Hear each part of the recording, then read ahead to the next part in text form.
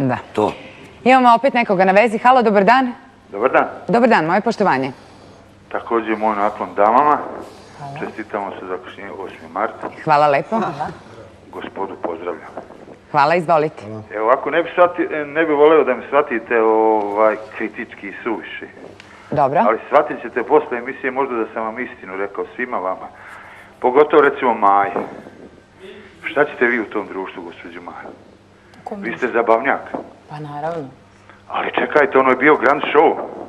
Pa dobro, ali ono je bio festival. Čekajte, ono je bio grand show. Zar vi, kad ste vidjeli, imali ste pravo da kažete ne da nastupam sa ovim, onim, neću da imena konkretno. Ali ja sam festivalska pevačica i zaista mislim da ovog puta i Mira Škorić imala zabavnu pesmu, Amadeus Band takođe. Pogledajte prethodne pobednike Eurovizije, znači grupu Lord, i onda možete vidjeti ko je pobedio na evropskoj sceni. Čekajte, prošli put se ista stvar desila, pa se sada ponovo ponovilo i vi niste uvidjeli grešku. Ali ja neću odustati od festivala jer ja ne mogu da se pojavljujem po kafanama i na festivalima Moravski biseri.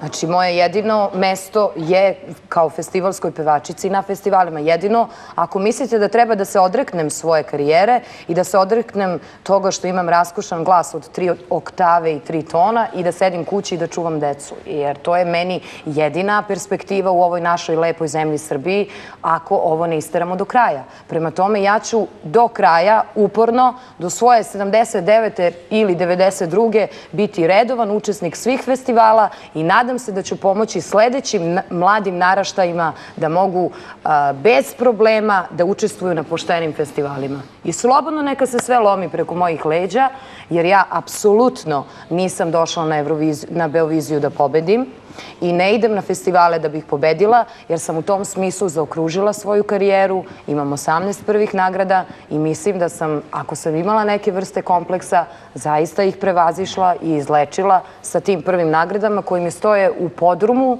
i u WC-u i skupljaju prašinu. Eto, to je bilo to. Da čujemo još